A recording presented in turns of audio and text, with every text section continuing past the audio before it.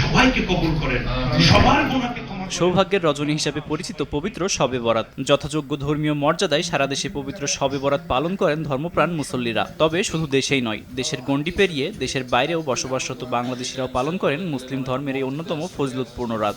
তারা কিন্তু এই কালচারটা শবে বরাত উপলক্ষে যুক্তরাষ্ট্রের নিউ ইয়র্কে বাংলাদেশ অধ্যুষিত জ্যাকসন হাইটস এক মিলাদ মাহফিলের আয়োজন করে কমিউনিটির বিশ্বস্ত ব্যবসায়ী প্রতিষ্ঠান গোল্ডেন এজ হোম কেয়ার। অনুষ্ঠানে কোরআন থেকে তেলাওয়াত করেন ইমাম মুস্তাইন বিল্লাহ রব্বানী। তিনি শবে বরাতের বিষয়ে কোরআন ও হাদিসের গুরুত্বপূর্ণ ফজিলত তুলে ধরেন। মিলাদে উপস্থিত সবাই আত্মসমালোচনা, আত্মশুদ্ধি ও আল্লাহমুখী প্রত্যাবর্তনের জন্য মহান আল্লাহর কাছে দোয়া করেন। শুধু নিজেদের জন্যই নয়, পাশাপাশি পূর্বপুরুষদের জন্যও দোয়া করা হয়।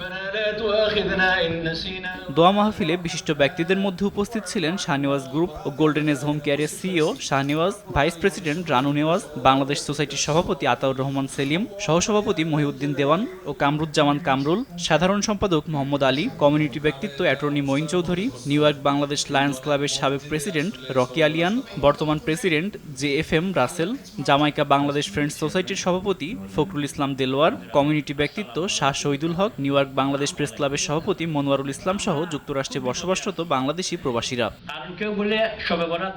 আব্দুল মালেক, RTV।